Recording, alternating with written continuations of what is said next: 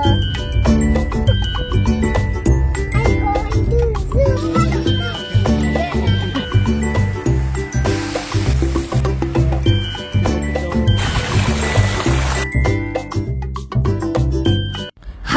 ನಮಸ್ತೆ ಎಲ್ರಿಗೂ.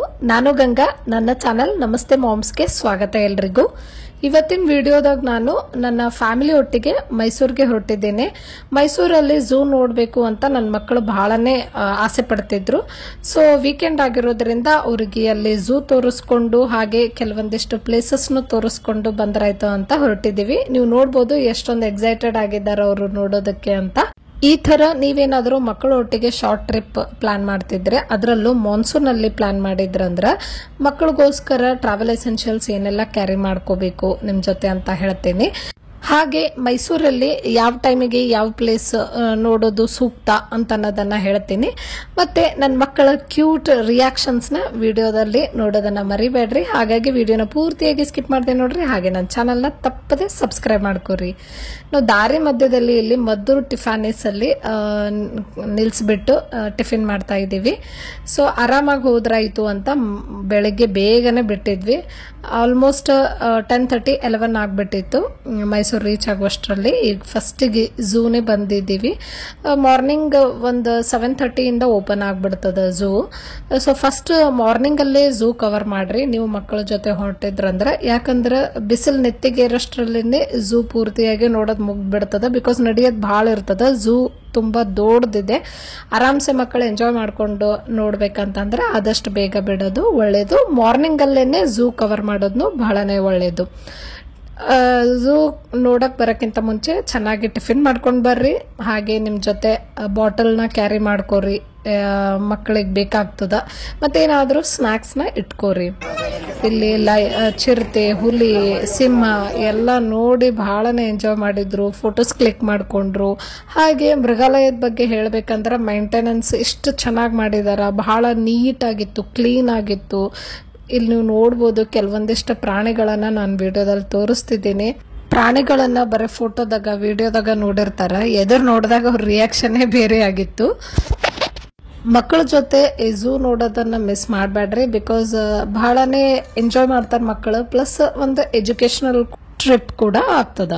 ಅಲ್ಲಲ್ಲಿ ರೆಸ್ಟಿಂಗ್ ಸ್ಪಾಟ್ಸ್ ಮಾಡಿರೋದ್ರಿಂದ ಮಕ್ಕಳೊಟ್ಟಿಗೆ ಹೋದಾಗ ಆಯಾಸನೂ ಅನ್ಸಂಗಿಲ್ಲ. ಬಿಕಾಸ್ ಆರಾಮ್ಸೆ ಸ್ವಲ್ಪ ಮಧ್ಯದಲ್ಲಿ ಕೂತ್ಕೊಂಡು ರೆಸ್ಟ್ ಮಾಡಿಕೊಂಡು ನೋಡ್ಕೋಬಹುದು.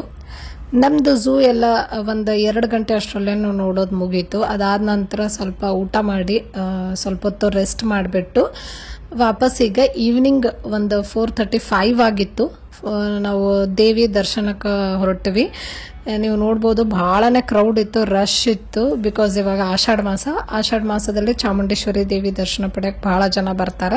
ನೀವು ಮಕ್ಕಳೊಟ್ಟಿಗೆ ಬಂದು ದರ್ಶನ ಪಡಿಬೇಕು ಅಂತ ಅನ್ಕೊಂಡ್ರೆ ಅದು ಈ ಟೈಮಲ್ಲಿ ಆಷಾಢ ಮಾಸದಲ್ಲಿ ಅಂತ ಅನ್ಕೊಂಡಿದ್ರಂದ್ರೆ ಸಾಟರ್ಡೆ ಬರ್ರಿ. ಫ್ರೈಡೆ ಮತ್ತು ಸಂಡೇ ಅವಾಯ್ಡ್ ಮಾಡ್ರಿ, ಬಹಳ ಕ್ರೌಡ್ ಇರ್ತದ.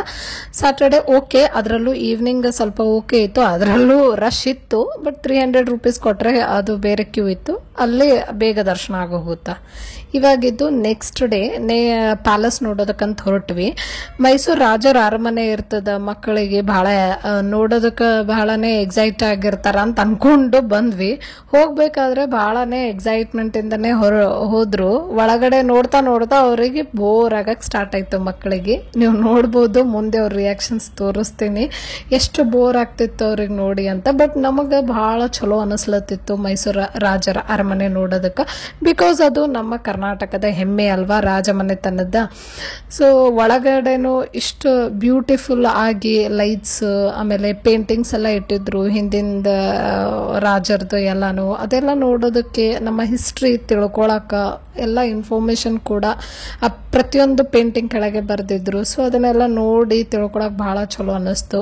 ಆಮೇಲೆ ಒಳಗಡೆದು ಡಿಸೈನ್ಸ್ ಆಗಿರ್ಬೋದು, ಆ ಲೈಟಿಂಗ್ಸ್ ಆಗಿರ್ಬೋದು, ಇಷ್ಟು ಚೆನ್ನಾಗಿ ಅನ್ನಿಸ್ತದ. ಆ ವೈಭವ, ಆ ಲಕ್ಸುರಿನೇ ಬೇರೆ ಅಲ್ವಾ. ಅದಕ್ಕೆ ರಾಜರಂತಾರ, ಅದಕ್ಕೆ ರಾಜಮನೆತನ ಅಂತಾರ.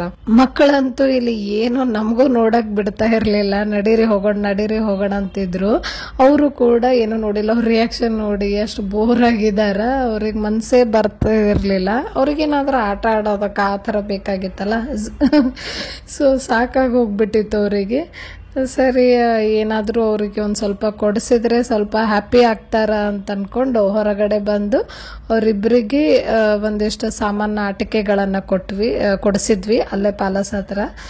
ಆಮೇಲೆ ಸ್ವಲ್ಪ ಫೋಟೋ ಕ್ಲಿಕ್ ಮಾಡ್ಕೊಳ್ಳೋಣ ಅಂತ ಅಂದ್ಕೊಂಡ್ರೆ ಇಲ್ಲಿ ನನ್ನ ಮಗ ನೋಡ್ರಿ ಫುಲ್ ಬೋರಾಗಿ ಸಾಕಾಗಿ ಕೂತ್ಬಿಟ್ಟಾನ. ನನ್ನ ಮಗಳು ಕೂಡ ಸಪ್ಪಗೆ ಮಾಡಿ ಕೂತ್ಬಿಟ್ಟಾಳ. ಸೊ ಸಾಕಿನ್ನು ಹೊರಟ್ರಾಯ್ತು ಅಂತ ಅಂದ್ಕೊಂಡು ಊಟ ಮುಗಿಸ್ಕೊಂಡು ನೆಕ್ಸ್ಟ್ KRS ಡ್ಯಾಮ್ ಅಂದರೆ ಬೃಂದಾವನ್ ಗಾರ್ಡನ್ಸ್ ನೋಡೋದಕ್ಕೆ ಹೋಗ್ಬೇಕಂತ ಅನ್ಕೊಂಡ್ವಿ. ಬೃಂದಾವನ್ ಗಾರ್ಡನ್ಸ್ ವಿಸಿಟ್ ಮಾಡ್ಬೇಕು ಅನ್ಕೊಂಡ್ರೆ ಈವ್ನಿಂಗೇ ಪ್ಲಾನ್ ಮಾಡೋದು ಸೂಕ್ತ.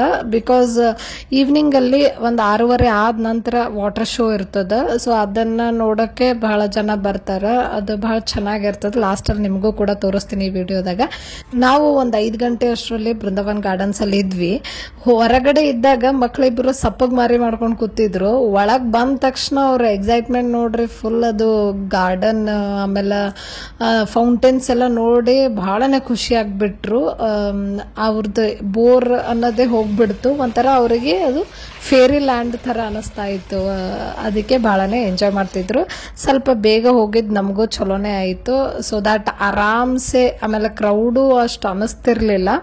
ಸಂಡೇ ಇತ್ತು ಬಟ್ ಆದರೂ ಸ್ವಲ್ಪ ಕ್ರೌಡ್ ಏನು ಆಗಿರಲಿಲ್ಲ. ಇನ್ನು 5 ಆಗಿತ್ತಲ್ಲ ಟೈಮ್. ಹಾಗಾಗಿ ಆರಾಮ್ಸೆ ಅಲ್ಲೇ ಇಲ್ಲಿ ನಿಂತ್ಕೊಂಡು ಆಮೇಲೆ ಕೂತ್ಕೊಂಡು ಆಮೇಲೆ ಕಿಡ್ಸಿಗೆ ಆಟ ಆಡೋಕ್ಕೆ ಪ್ಲೇ ಏರಿಯಾ ಇತ್ತು. ಅಲ್ಲೊಂದು ಸ್ವಲ್ಪ ಅವ್ರು ಆಟ ಆಡ್ಕೊಂಡು ಆರಾಮ್ಸೆ ಫೌಂಟೇನ್ ನೋಡ್ಕೊಂಡು ಹೋದ್ವಿ.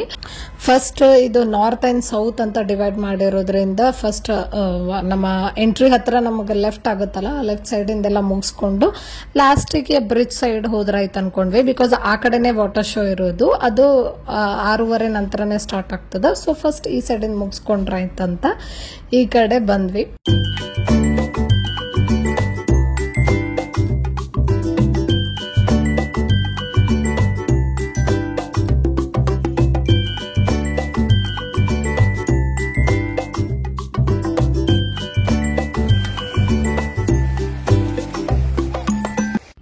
ಗಾರ್ಡನ್ಗೆ ಈವ್ನಿಂಗ್ ಹೊತ್ತೆ ನೋಡಕ್ಕೆ ಬರೋದ್ರಿಂದ ಭಾಳನೇ ತಣ್ಣಗಿರ್ತದ. ಹಾಗಾಗಿ ಮಕ್ಕಳಿಗೆ ಜಾಕೆಟ್ ಅಥವಾ ಪುಲ್ಲೋವರ್ ಏನಾದರೂ ಫುಲ್ ಇದ್ದದ್ದೇ ಹಾಕ್ರಿ. ಸೊ ದಟ್ ಶೀತ ಏನೂ ಆಗಂಗಿಲ್ಲ ಅವರಿಗೆ. ಅಲ್ಲಿ ಹೋದಾಗ ಏನು ಅನ್ಸಂಗಿಲ್ಲ, ಬಂದ್ಮೇಲೆ ಸ್ಟಾರ್ಟ್ ಆಗಿಬಿಡ್ತದೆಲ್ಲ. ಸೊ ನಾವೇ ಮೊದಲೇ ಸ್ವಲ್ಪ ಪ್ರಿವೆನ್ಷನ್ ತಗೊಂಡ್ರೆ ಒಳ್ಳೆಯದು. ಇದಾದ ನಂತರ ನೆಕ್ಸ್ಟ್ ಬ್ರಿಡ್ಜ್ ಕ್ರಾಸ್ ಮಾಡಿಬಿಟ್ಟು ಆ ಸೈಡ್ ವಾಟರ್ ಶೋ ನೋಡಕ್ಕೆ ಹೋದ್ವಿ. ಕತ್ಲಾದ್ಮೇಲೆ ಲೈಟ್ಸ್ ಎಲ್ಲ ಹಾಕ್ತಾರೆ. ಸೊ ಆ ಲೈಟ್ ಬೆಳಕಲ್ಲಿ ಫೌಂಟೇನ್ಸ್ ಎಲ್ಲ ಭಾಳ ಚೆನ್ನಾಗಿ ಕಾಣಿಸ್ತಾವೆ ನೋಡಕ್ಕೆ. ಈ ವಾಟರ್ ಶೋ ನೋಡೋದನ್ನ ಮಿಸ್ ಮಾಡಬೇಡ್ರಿ. ಹಾಗೆ ಈ ವಿಡಿಯೋ ನಿಮಗೆ ಇಷ್ಟ ಆದಲ್ಲಿ ಲೈಕ್ ಮಾಡಿರಿ, ಕಮೆಂಟ್ ಮಾಡಿರಿ ಹೆಂಗೆ ಅನ್ನಿಸ್ತು ಅಂತ. ಮತ್ತೆ ಮುಂದಿನ ವಿಡಿಯೋದಲ್ಲಿ ಭೇಟಿ ಆಗ್ತೀನಿ. ಅಲ್ಲಿವರೆಗೂ ಬಾಯ್, ಟೇಕ್ ಕೇರ್.